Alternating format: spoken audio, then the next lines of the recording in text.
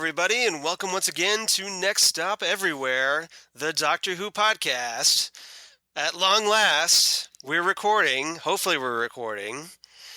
Welcome to episode 63, everyone, the long-awaited 63.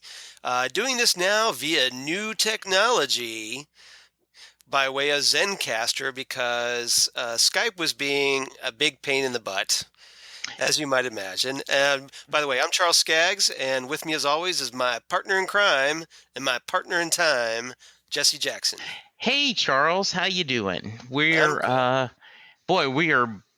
bleeding edge technology. Here we Yes, are trying to make things happen. look at us using the old hip Zencaster like all the cool kids. Yes. So Yeah, we'll have to see. Let's see if this actually works or not. Yes. I think it has. It's going to be a little disappointing, though, because I'm not able to see you. Yes, it is a little weird. Our friends at Tuning Into Sci-Fi TV, the Game of Thrones podcast, we have used this all season. And Okay. So, yes, the downside is you don't see each other, or that could be a blessing. Sometimes, in your case, you don't have to see me. Yeah, but that's not a blessing at all. That means I like to feel like I'm in the room with somebody. Yes, it is weird. So. We'll have to play with this. Our worry is, as we pull the curtain back, Charles is not recording on his end.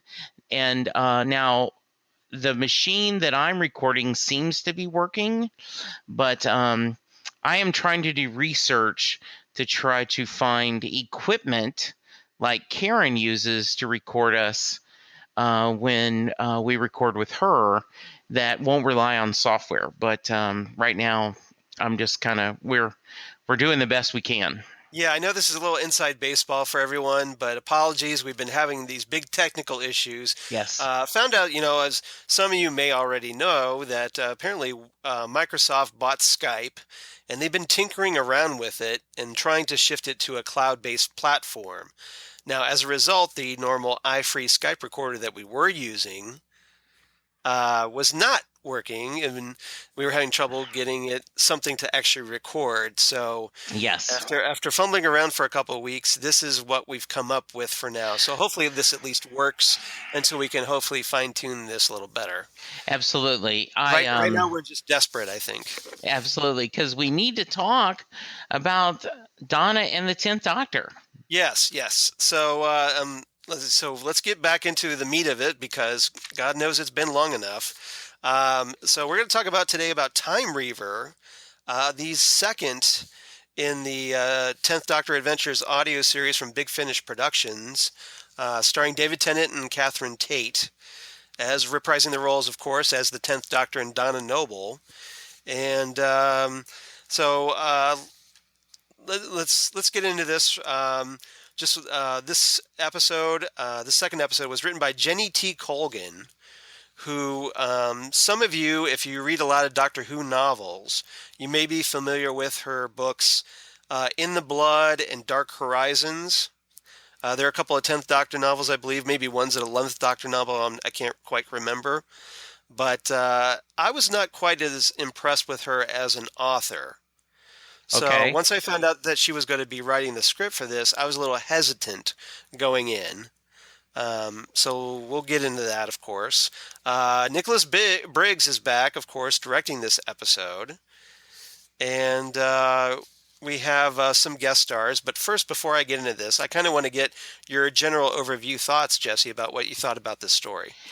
I had a little struggle with this one. I don't know why, and I actually listened to this 2 or 3 times. Right.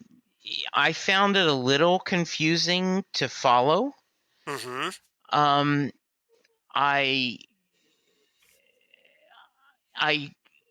missed somehow the point where the Doctor got stuck in this endless loop, with the weapon. And right. I listened to it 2 or 3 times, and like the last time I listened to it, spoilers, when he and Donna are talking about that, he talks about that. I go, oh, that's right, he did do that. You're not alone, Jesse, because good. Yeah, I listened to this episode twice. once initially when I got it, and then once again right before all of our fun with Skype happened. Yes. And it's a bit of a chore to get through. Unfortunately, I think Jenny T. Colgan doesn't translate as well to audio any more than she does in prose. And I at least as far as I'm concerned. Now, if you like her stuff, yeah. fine, go for it. I love it. You know, I'm all for it. But Yeah. I don't want to discourage anybody from liking any Doctor Who ever. So, but for me, my personal taste, for whatever she does, just doesn't quite click for me. You know, I am so relieved, Charles, because I said, okay, maybe it's me. And that's why I actually made an effort. I think part of it was, you know, from the very beginning, you've got this weird kind of voice from one of the characters. And then from an Yes, audio drama, you're like, I don't want to hear that grating voice for a whole episode. now I think you're talking about the gangster Gully. Yes. Yeah, who had this really like silly voice, especially Right. for like the bad guy. Yeah. And so the concept, like, okay, last time we talked about, And that's the actor John Banks playing yeah, Gully, by the way. the episode that we talked about last time, we talked about was light on plot, but heavy on character. Right, because And you're reintroducing the yes, 10th Doctor and Donna. and I think they flipped. Maybe they were trying to do something heavy on plot and light on character, Right. but and this is just me, my bias, but I want, for an audio drama, I want the story to be fairly easy to follow because I'm doing it in my head, and I want the character moments to stand out.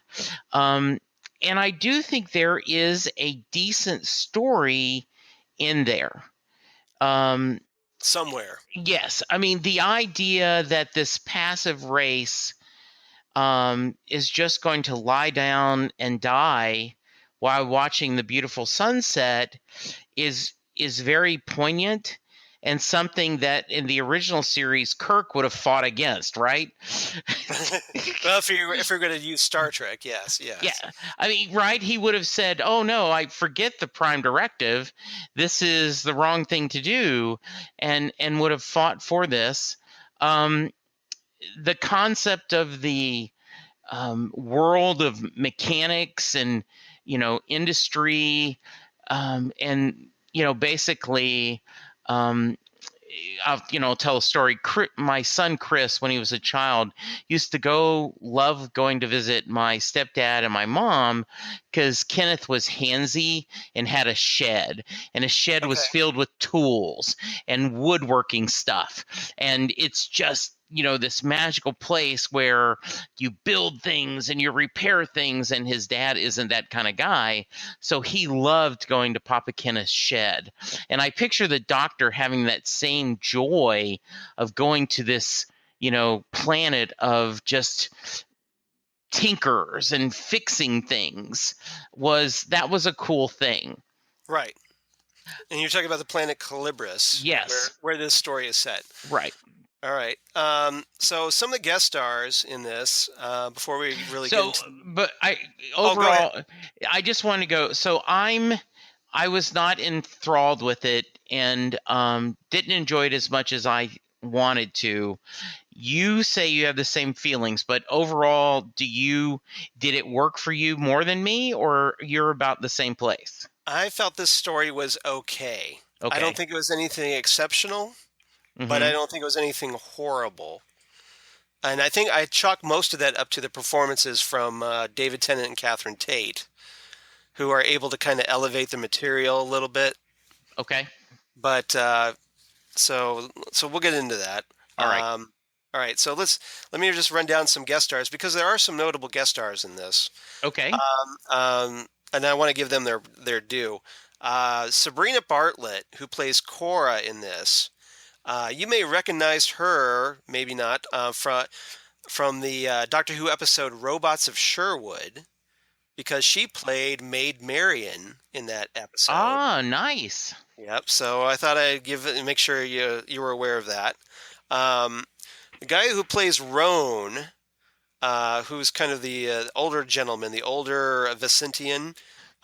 He's the actor named Terry Malloy, who is very notable for classic Doctor Who fans because he played Davros back in the day during the episodes like Resurrection of the Daleks, Revelation of the Daleks, and the 25th anniversary season story, Remembrance of the Daleks.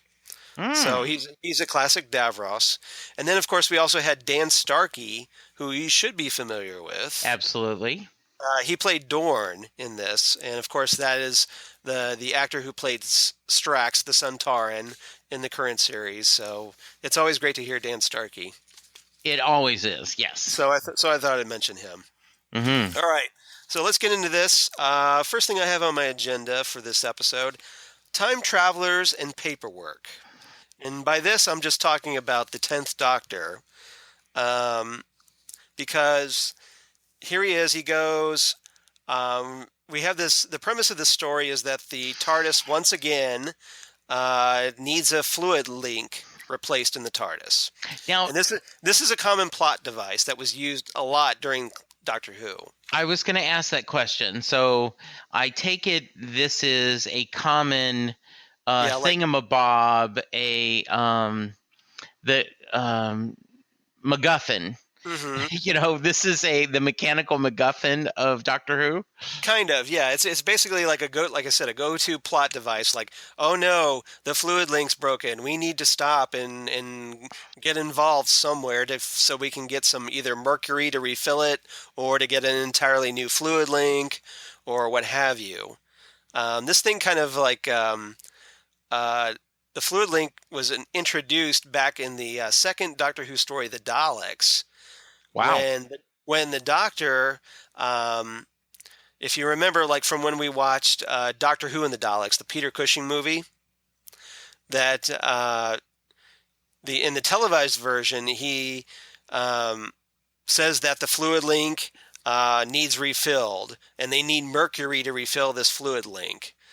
So they go into the Dalek city to see if they can get some mercury. Okay, but then of course it turns out, oh, guess what? The Doctor lied because Rule 1, the Doctor lies, and he didn't need the fluid link after all. He just wanted to go exploring and use that as an excuse. So, but sometimes it actually does go wrong. It's gone on, various Doctor Who stories over the years. So it's kind of interesting after all this time to kind of use that again as the plot device to get the Doctor to Calibris, where he needs to go hook up with his friend Soren, who we've never really met before. It's just some new character that, oh, by the way, the Doctor knows conveniently, and supposedly he's going to have a fluid link. Of course, when he gets there, Soren doesn't have a fluid link, but he's like, oh, just wait an hour, I'll cobble something up together and to give you. But then, of course, all this other stuff happens in the process. Yeah, So, I so I thought, was just, so I just want to get your take on what you thought of the 10th Doctor in this story.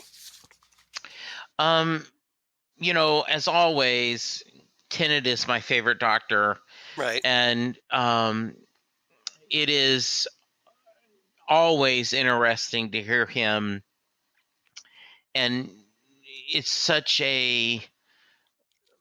it's putting on, your favorite pair of blue jeans and your favorite shirt, right? It's just comfortable. Right. And so I thought it was really, He's a warm fuzzy blanket. yes, he is. And so it's interesting. I love the scene where, he needs to get to the headquarters. And so he just says, we have no paperwork, arrest us, because it's the fastest way to get there. Right. And And I did love that scene. That's why I kind of want to yeah, mention. Yeah. and I love, And we find out that, of course, time travelers hate paperwork. yes, I can imagine they would. I love in fact, Ken Schaefer, friend of the show, take a drink, Right. and I met for lunch this week, and he he talked about how much he enjoyed the last podcast and how he thought I was spot on, that Donna was very much a throwback to many classic Who companions. Right. And, he is not a big Donna fan either, but he does understand why I'm starting to find her a little more charming. And Right.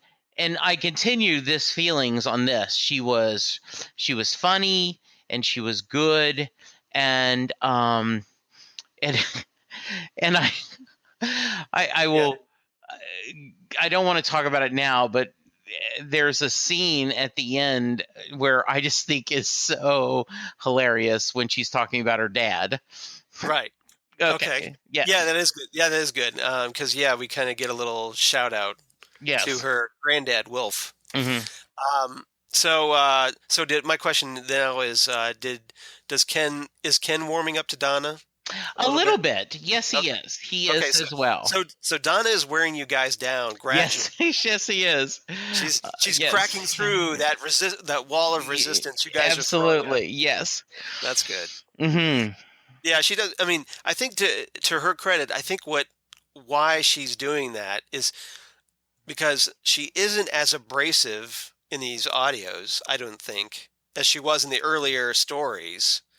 Yeah, I agree with that statement. I think she is still She's the she's contrary, or she's yeah, willing to stand up to the doctor, but she's not obnoxious about it. absolutely. And I think that's what helps. And then also that, like you said, Donna is kind of a classic companion. Yeah. And or at least like a throwback companion to the classic area, where it's a very platonic relationship. There isn't all like, you don't have Donna like looking all like moon-eyed over the doctor. Right. She's more like she's checking out other guys Hmm. while the doctor's around, Yes. which I think is always pretty funny. It's like she has interest in all these guys, but except for the guy next to her that Right. she's traveling with, which is good. It is very good. And it's very refreshing in New Who, because with all the like after Rose and Martha and whatnot, Donna was a nice breath of fresh air as far as I was concerned. Yeah. Okay, so since we seem to be talking about Donna, why don't we just go ahead and get into this with Donna? I labeled this section on our notes. There's something on Donna's back, which, if you were a fan of Series 4, you know that was a kind of a running plot theme for Donna, kind of like a running subplot, where you had various characters mentioning that there was something on Donna's back. And of course, we find out in the episode Turn Left that she does in fact have what's called like a time beetle, I believe, on her back. And it's affects that story. I won't get into that story, but so we have a character here that actually makes that reference. Or actually, the doctor, like there's a scene where the doctor's using a sonic screwdriver to tone psychic earplugs to hear Donna, and he finds her right outside, and some character, I can't remember which, says there's something on your back, probably referring to the bomb. Maybe it was the doctor himself that mentions it. Right. And so, of course, here it's a bomb, but it was a nice little shout out if you're a fan of Donna in season 4. So with that in mind, Donna, what did you think of Donna in this story? As I've already said. Oh, hey, we have a little echo. Echo. Yes. I really liked her in this episode. She was, full of her normal energy, Right. and I liked the, she's showing that she's smart, she's good. Turn Left is a really favorite episode of mine, and Right. we should sometime down the road discuss it. Yeah, I think we should. Yeah, I think that would be a fun one. Yeah, I think that's on our list of things to do. And I caught that reference, and I went, "What is this? That time, right? Is this during that era?" But then, I know it's just because of the bomb and such. so yeah, and she, there's this great scene. And so, because I want to stress, I didn't dislike everything about the episode. I just found it hard to follow. But there's that scene where they're in the train tracks Mm-hmm. and they go, well, we would hear a train unless we were wearing, and they both at the same time were wearing. Psychic earplugs, and we can't hear the train. Yeah, Ah! yeah, that was really funny. By the way, I love her line about do you have sonic nose plugs because it smells horrible. But Right. I made a note about sonic earplugs and thought that's almost tongue-in-cheek, like the 60s Batman, where Mm-hmm. whatever he needed was in his utility belt. And Right. this was kind of, oh, well, of course there's sonic earplugs. That's awesome. Yeah, I totally agree. And I really enjoyed Donna in this. She doesn't really get that much to do. Apart from like, she chases Cora and she's kind of like, she interacts with Cora a little bit. She gets the kind of the true story about what Cora's up to out of her. Where she finds out that like Cora tells her that the Vicintians are like this collective race that do everything together, and she gets to do that. But apart from that, I don't really think she gets all that much to do, or is that just my imagination? No, in fact, I would argue that And which is really disappointing for a female right, writer because to underwrite the female yeah, character. neither one of them have that much to do in this. And maybe it's just because of the characters, and I was wanting more. But no, I agree. She doesn't get like she had a lot to do in the last episode. So yeah, I agree with you. Yeah. So since I mentioned the Vicintians, why don't we get into them? Uh, so we have this octopus-like gangster named Gully, and he's essentially the big bad of this story. And we have this group of kind of like rule-abiding characters called Vicintians. And we find out that they're kind of like immigrants from this planet called Vicintia. And over the course of the story, we find out that Vicintia is dying. And there's the bit that I mentioned with Cora talking to Donna. She mentions that because the Vicintians are this collective race that do everything together, because of this, um, other races won't take them in because if one of them decides they don't want to leave, then they don't end up leaving, or they basically have to all decide to go before they go. So it's like Donna makes this comment like, "None of you leave because all of you can't." So I thought that was kind of interesting in the sense that we got this collective race, but unfortunately, it's a very flawed belief system because, like, if unless everybody agrees to like make a break for it from their dying world, they're all going to die, which seems a tragic waste. And I think Cora kind of realizes this at the end when she just decides that she's not going back to die. Yes, I agree. And this truly was, it felt like this race had been had a terminal illness, and they decided that they're collectively going to join hospice. They're no longer going to fight the disease anymore, and they are just going to try to make themselves comfortable. And it's a weird decision, and I don't understand it at all. But I think they did a pretty good job of explaining why they made that decision, and it's a decision that the community as a whole, and I don't agree with the decision, but I thought it was a plausible trait that a race might have, if that makes sense. Right. It does make sense.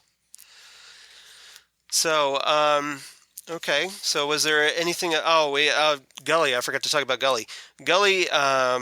Basically, the there's this the thing driving the story is that Cora um, brings these devices called time reavers to Calibris, and they end up like Gully, being in this gangster type, wants these weapons to use on people, and Cora's whole deal was that she wanted to use this as a way to kind of like allow her people to enjoy this final sunset, to give them some kind of peace.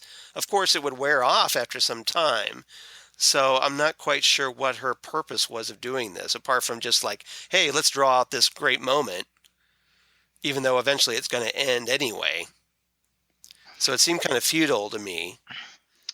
It did seem like a bad So, plan, you so know. yeah, and then it's like, and the doctor, of course, is outraged by this whole thing because these time reavers, like if you get caught in, like, say, a time reaver bomb explosion, you feel the effects of the explosion for like, days and days and days, until this thing eventually wears off. But you're like suffering for this incredibly long time, and so it's just, like if you get stuck in a bad moment, you're pretty much screwed according if these time reavers. So he's just like, okay, we got to get rid of these things. And then for some reason, the doctor realizes that the only way to deal with these things is to fire them into himself, which I didn't quite get at all. Why he would do this, as opposed to just like, oh, let's find a nice like pit or something where we could just incinerate these things. As opposed to like, why do I didn't understand why he had to make this big sacrifice on himself. Yeah, I didn't understand. Like I said, I didn't catch it the first when I listened to it even a second time. So it was very confusing for me. It's this, and I thought of the um, John Crichton level of a bad plan, right? Just this that why they're doing this and what they're doing it. So I didn't catch that at all, and so therefore it wasn't very poignant for me, or it wasn't this, oh my goodness, the doctor going through this years, because we've already seen that, not in this timeline, but when we see the 11th Doctor live forever on Christmas, right? Right, So yeah. exactly. Yeah, it definitely did have that kind of feel to it, didn't it? Yeah, it did. Yeah. Okay. Was there anything else you think I missed, or Um, 'cause, I mean, there isn't really a whole lot to this story. no, I didn't. I think you kind of catched it. I didn't understand the whole Gully and, oh, you're lost? I collect lost things. Mm-hmm. You know, Well, I think he was just a guy. He was a bad guy who was taking advantage of Cora, yeah. like, because she was trying to make this deal on Calibris for these Hmm. weapons, and he's just like, well, why don't I take those weapons? Yeah. And so he was Okay. just kind of like taking advantage of the situation, I thought. Okay. Yeah. Sounds good enough for me. It just Yeah. wasn't, And as you I say. did kind of like the bit where the 10th Doctor, like he's looking for like this um, customs house to be like this dangerous place, and it ends up being like this coffee shop. Yes. With scones. Yeah, yeah.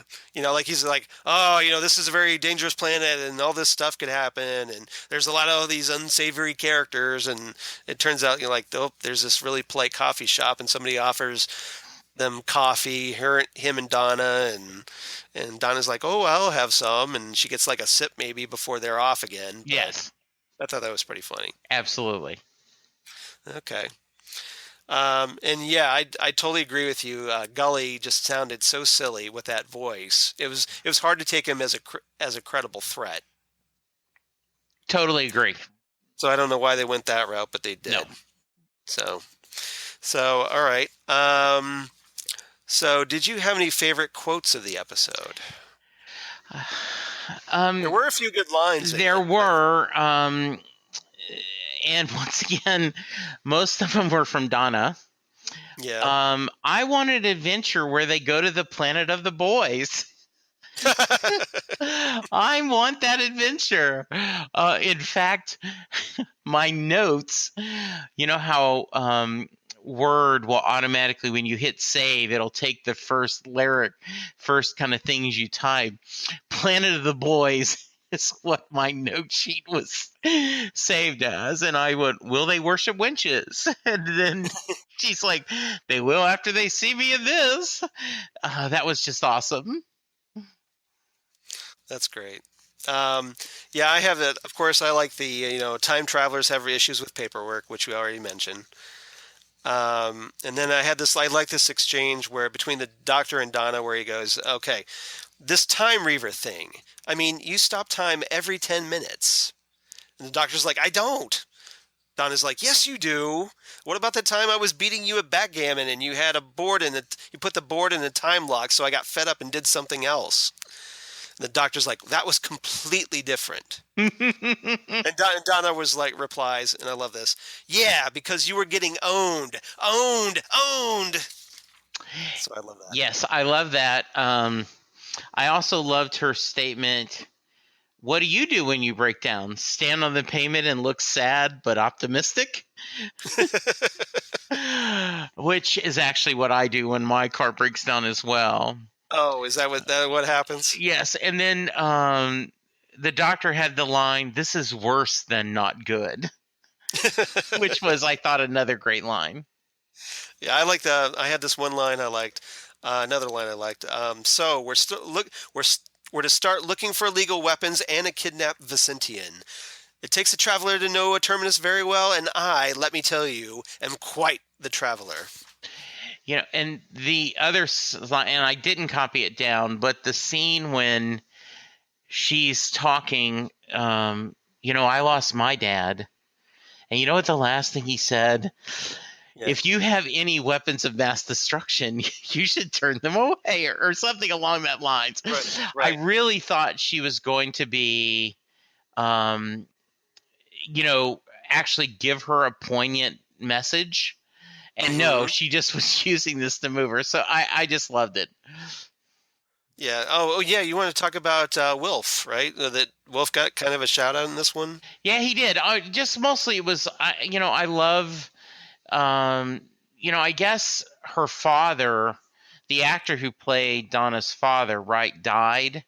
And so a lot of the lines they gave to Wilf. But I thought that was a nice shout out to her dad, and also just the sweetness of that, but also the whole, oh, here's what we should do. So that was all I wanted to bring up. Okay. Yeah. We also got kind of a shout out. I forgot to mention this. Where at the end of the episode, where the doctor thinks that they should go visit a library sometime, and Donna's like really dismissive of the idea. Yeah, I love that idea, because we know that they do go to a library. Yeah. And something pretty amazing happens. So I thought that was a great little nod. Yes. Yeah, because I don't think they go there after this. I wouldn't think so either. Yeah, but because we're not quite sure where in Donna's timeline this fits. Mm-hmm. This story here fits, but yeah. I don't know if it's right before Silence of the Library or not. But I did thought it was interesting. Mm-hmm. And okay, anything else you think I overlooked? No, I think we got it. It was, I'm certainly. It's always interesting to see what they're doing with their audio dramas, and I I always like spending time with, my doctor, but I just there was not anything outstanding. And I know we usually rate on a scale 1 to 10, but I would Yeah. really just give this a C, of just it's it is almost a So like a seven disposable. then, like a Yeah, seven then? yeah, and 7 seems too high even. I mean, I'd almost give it a 5 or a 6 because it just had um I think I would give, yeah, I think I actually would give it, 6 winches wardrobes. Oh, okay. Very nice. Yeah. Okay. I was a little more generous than you. Mhm. I thought the story was okay. I did like the performances, and I did like some of the lines. So I don't know. For some reason, I think I gave myself a little more generous. So I gave this one 8. Psychic earplugs. Um, and that's pretty much it. Okay, fair enough. So That's nothing too flashy, but Yeah, that's nice. Good. okay. Yeah, it's just overall. I think that the unfortunately, unlike the first story we talked about, Mhm. this one didn't quite click for Yeah, me, and I think you're in pretty much in the same boat. absolutely. So yeah, I can see why this one was slotted second because having listened to all three, I think it's the weakest of the three. Okay. So hopefully next time we have something a little better, and Okay. I think we do because as far as I'm concerned, it's really good and it's a great Donna showcase. Okay. Cool. So we'll talk about that. So, So all right, hey Charles, hey Jesse. any chance you continue your streak and have a reverse the polarity for us? By the If way, I was yeah, watching some TV show. I think it was The 100, yeah. and they said, "Well, what we need to do is reverse the polarity." And I said, "This has got to be a Doctor Who fan on the writing team." So, Why is that? And why is that? because they said reverse the polarity. Okay. I'm sorry, I missed that part. Yeah, Yeah. they said reverse the polarity. Well, So, well, it's kind of a science fiction staple these days. absolutely, but let's not forget where it came from. So, Exactly. Exactly. So with that in mind, um, let me take a drink here because this is going to be a while. okay. Okay. Well, now that I'm properly hydrated, I do have a reverse the polarity segment. Um, it was a little tricky this time because there wasn't this type of story was very the story was a little unusual, but I think that I went with the connection of the fluid links because like Okay. as I mentioned, that this has happened before in other stories. Mhm. So I'm going to reverse the polarity back to 1968 with The Wheel in Space. And this is the seventh serial of season 5 during the Patrick Troughton era, the second Doctor era, written by David Whitaker. And in this story, which I should point out is an incomplete story because, unfortunately, as some of you know, that a lot of the classic Doctor Who episodes from the William Hartnell and Patrick Troughton eras were lost, dumped by the BBC because some brainiac at the BBC thought that, oh, let's just make space. And so, therefore, we lost a lot of Doctor Who history that we've been trying to piece together and recover as the decades have passed. So, there's only like episode 3 and 6 of this story, Mm. but it is complete in audio form.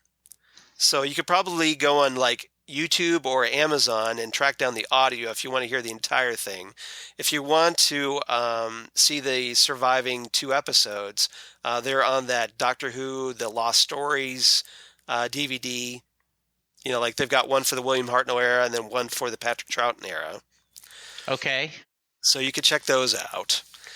And the so this story here, Will in Space, we have the TARDIS materializing on board a spaceship, which is called the Silver Carrier, in the year 2079, where the Second Doctor and Jamie flee the TARDIS after this power overload happens, which triggers this mercury vapor inside the console room.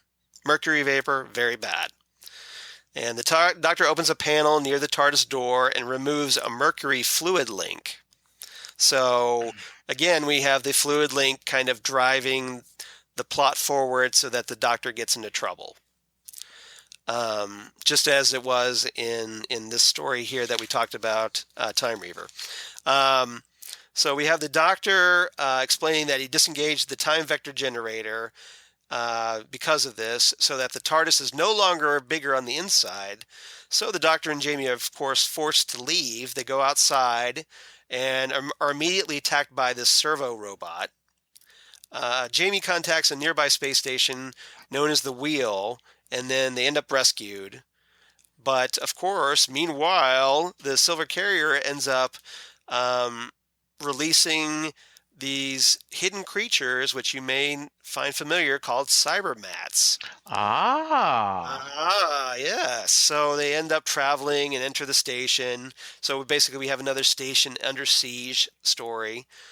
These, of course, are kind of like the advanced wave for the Cybermen, who take over the station and intend to use the station's direct radio link with Earth as a beacon for their invasion fleet. That's their plot in this one. Their big plan. Okay. So we got the Doctor sending Jamie and this young woman named Zoe Harriet, who's a brand new companion, over to the Silver Carrier to fetch the TARDIS's vector generator rod. And then, meanwhile, he manages to free the Wheel's crew from the Cybermen's hypnotic control and ends up destroying the Cybermen on the station. When Jamie and Zoe get back, the Doctor installs the rod in the station's X-ray laser, making it powerful to destroy the cyber fleet. And then, of course, there's this approaching force of spacewalking Cybermen. So you get Cybermen in space, Yay! who also get defeated. Yay! And so, ultimately, at the end of the story, the Doctor ends up refilling the TARDIS fluid link with mercury when Jamie joins him, and they're about to leave when the Doctor sees this chest inside the TARDIS console room close behind Jamie. And of course, the Doctor opens the chest, and Zoe's inside. She's stowed away. Jamie's totally against Zoe joining them, but the Doctor's like, okay, let me give you a test. And the Doctor brings out this big apparatus that reads his thoughts and projects them onto the TARDIS monitor screen. And he tests Zoe with thoughts of the most horrific foe he has faced, the Daleks. And of course, she's shocked. But of course, she ends up joining the TARDIS crew anyway. So there's that story. Wow. So it sounds like a really cool story. It is.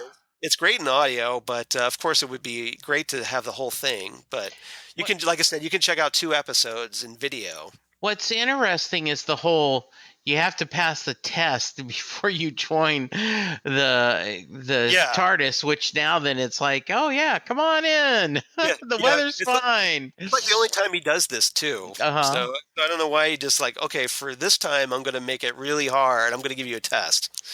As opposed to just like, come on. Yeah, that's interesting. Oh, very nice. Unless he did that for Jamie's benefit. I don't know. Yeah, maybe so. Cool. All right. Hey, Charles. Hey, Jesse. We've been asking for feedback, and we got some, didn't we?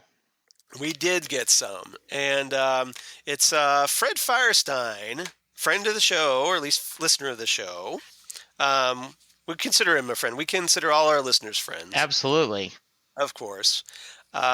So Fred, it turns out, had kind of an issue with me because here I am, I'm talking about all these big Finish stories and how great they are, but I don't mention the BBC Doctor Who audio stories, the ones produced by the BBC. So he writes in. And do you want to read the email or should I? Go ahead. Okay. All right. So he goes, Fred writes in, he goes, "Hi, Charles and Jesse." Hi, Fred. I always enjoy the podcast, and it's great that in this new year, without new episodes, you are covering Big Finish audio dramas. This time, though, you made me yell at the podcast, at least in my head. I would hope you wouldn't yell out loud, but because otherwise people would be like, "What are you yelling about, Fred?" But anyway, um, so because you were so excited to cover the first 10th Doctor audio drama, Technophobia, except that it's not the first. Big Finish is not the only producer of Doctor Who audio. They have been around since 1996, but before that time and up to the present, the BBC has produced their own audio dramas and readings of physical books. In fact, in 2006, David Tennant read Feast of the Drowned for big BBC audio, and in 2008, he performed Pest Control. Pest Control, an original audio drama. There have been about 50 of these recordings by the BBC, Audio Go, etc. I've been able to listen to some of them thanks to my library's online subscription to www.overdrive.com. In particular, I've really enjoyed the ones narrated by David Tennant and Catherine Tate. They do each other's voices really well, and Tennant can do an incredible number of accents in the same story. As for the quality of Big Finish audio, they do run the gamut from a simple reading of the script with maybe one or two voice changes by a single actor, all the way to multiple voices with sound effects. The stories are always fun, but sometimes you can tell they asked an actor to read because of their connection to the show. Little nepotism accusation there, Fred. Rather than any special ability as a voice actor. On the other hand, the contributions made by Nicholas Briggs and Dan Starkey have been amazing. These are just two examples. And then Fred goes on to give this list of Doctor Who audiobooks outside the Big Finish collection. He says, although some of them were co-produced by Big Finish and Audio Go. Thanks again for a great podcast, Fred, from Long Island, New York. So thank you, Fred, for writing in. But little harsh on that one there, Fred. Well, and I will. I'm while you're talking, I was trying to see if I could find his, because he and I exchanged a few emails back and forth, where he said I would never criticize the podcast. He says, because I love you guys. He just wanted to make sure we were aware of what's going on. So I thought that was very nice of him, and to share, I had noticed some of them, but have you listened to some of the other? I have. Okay. Yeah, there's I've got one of them right here in my Fortress of Charlestude. Okay. It's actually the first Fourth Doctor audio that was done, that Tom Baker actually read with Richard Franklin, who played Mike Yates on Doctor Who. It's part of this series called Doctor Who Hornet's Nest, and it's the first episode. It's called The Stuff of Nightmares by Paul Mars. Okay. Now, unfortunately, and this has kind of been my problem. See, the reason I don't really talk about the BBC audios is that maybe, favoritism, because I don't really like the BBC audios as much as I do Big Finish. Oh, okay. I find them often quite a bit boring, and that's not on you, Fred. If you enjoy them, that's awesome. Like I said, I don't want to discourage anybody from liking Doctor Who. So anybody that likes the BBC audios, I'm all for it. I just find them a bit dry sometimes. And like this Hornet's Nest one, it's not really in like a traditional audio play. It's more like he's reading from a book. Okay. Like he's reading like, okay, here we are, chapter 1, the doctor does this, and goes blah blah blah blah blah blah blah. The doctor did this, the doctor did, or whatever. So it's not like a true audio play. Okay. In a lot of ways, or it's maybe like a hybrid where you've got, like the doctor does narration and then there's some audio play involved. So it's kind of distracting to me. So like again, I don't. And this is just my personal taste. Okay. I just don't find them as enjoyable. They are enjoyable, but I tend to prefer Big Finish. So I do play up Big Finish, and I do play favorites. So, but it's not like I'm not aware of them, Fred. So, Oh, well, very nice. but if you like, yeah. So it's nothing on you, Fred. Like you're perfectly entitled to dig them, and I support anybody that does. So kudos for you, and thanks for keeping me honest.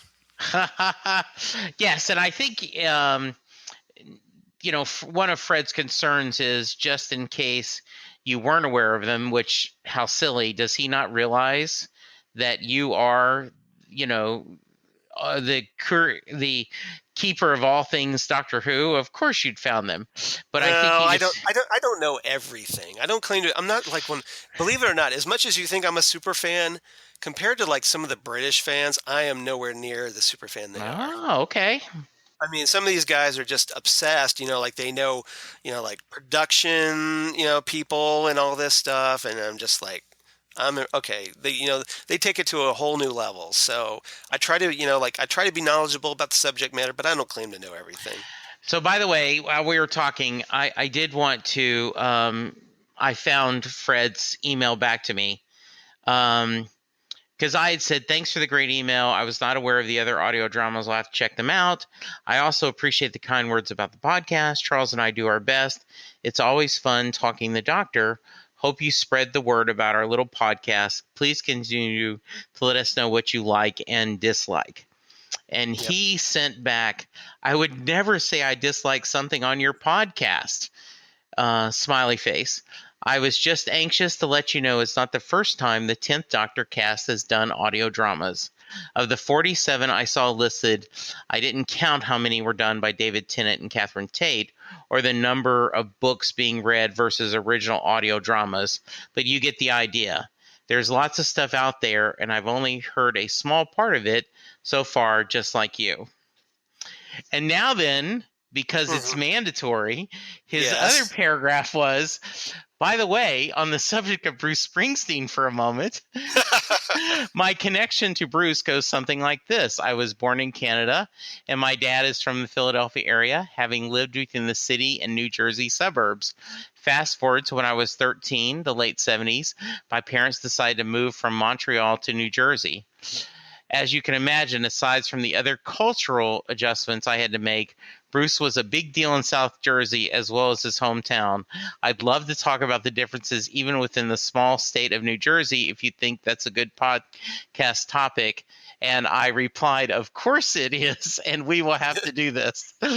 So, all right. So we'll have a special edition of Set Listing Bruce with you and Fred. Yes. And I said we could do a Doctor Who crossover, and we could debate on what shows we'd go see in the TARDIS. So that's great. That's great. That's great. So yeah, thank you, Fred. That was really wonderful. If someone else wants to give us feedback, how can they, Charles?